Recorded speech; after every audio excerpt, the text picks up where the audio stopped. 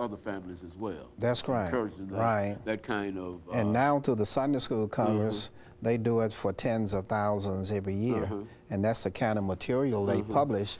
They publish, of course, Sunday school material for children, adults, and all ages, you know, of people. So it's a very important company in the social history of African Americans, the religious history of African American, as well as in African American culture. That company and that family are very critical to understanding African American history. And so they played a crucial role in terms of the African experience. In a real sense, in terms of the American experience. Yeah, these individuals a national role. And the publishing company also had churches down in Panama. So it was international too, and they had impact on the World Sunday School Congress, which is held every now and then someplace over the world. The board and their company always had a representative at the World Sunday School Congress. Very good. You know, Dr. Lovett, one of the descendants of this group is Dr. Boyd, Boyd III. I think. What about him and his legacy? I mean, him continue the legacy of what? Well, he has continued it, expanded that company, which is at 6717 Centennial Boulevard, out past Tennessee State University in a modern facility. They, of course, now publish a variety of religious materials and related materials. And Dr. T.B. Boyd III is also chairman of the committee to establish the African American Museum of art, culture, and history in Nashville. As you know, that museum is destined to be built at the corner of 8th Avenue and Jefferson Street. The land is already, you know, obtained, and the committee is getting ready to start hiring the curator, the chief head of that museum. And as you know, Dr. T.B. Boyd III is a graduate of Tennessee State University, and of course he, is involved in many things in this particular city, very much like his great-grandfather R.H. Boyd was at that time. As a matter of fact, I think I've heard it said that R.H. Boyd, one of the Boyds, played a significant role in the establishment of Tennessee State University. That is correct, and that's Henry Allen Boyd, who is the son of R.H. Boyd. And on Tennessee State campus, we have Boyd Hall. And Henry Allen Boyd Hall is named in his honor because he chaired the committee of African Americans that convinced the state of Tennessee to place Tennessee State University in Davidson County, whereas we were competing with Memphis and Chattanooga, who also wanted to have the school there.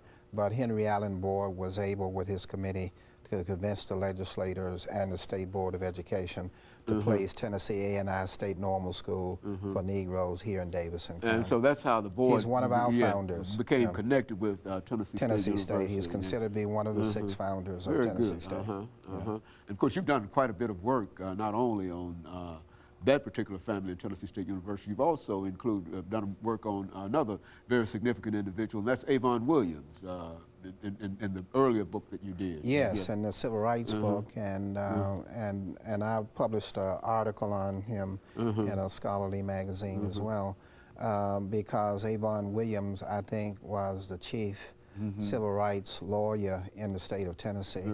He adjudicated over 85 cases, more than anybody. And he was a fearless, courageous man.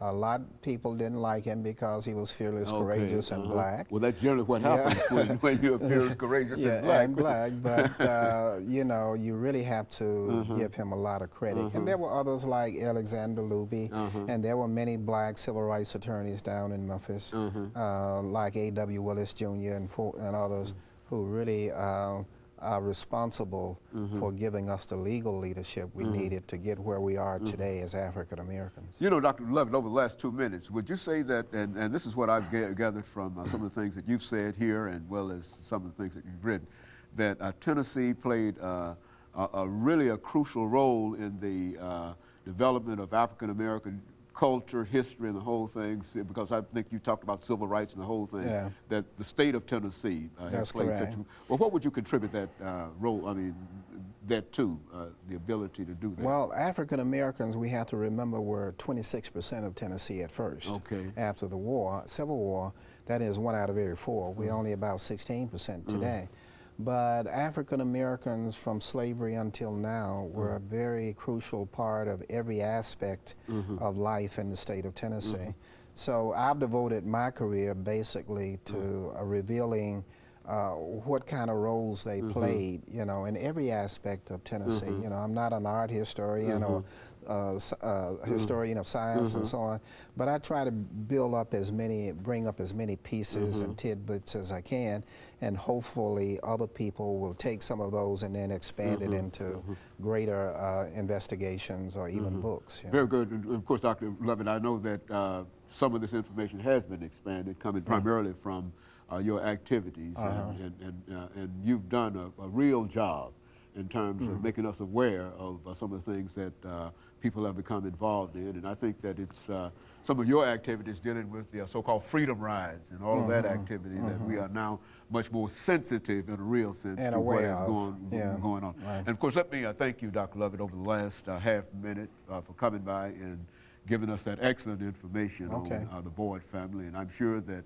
that kind of information will further enlighten us, not only in terms of the publishing aspect, but in terms of all aspects that this family was involved in and has been involved in. And we want to thank you for that. And let me encourage our audience to tune in again next week for another informative edition of Comments.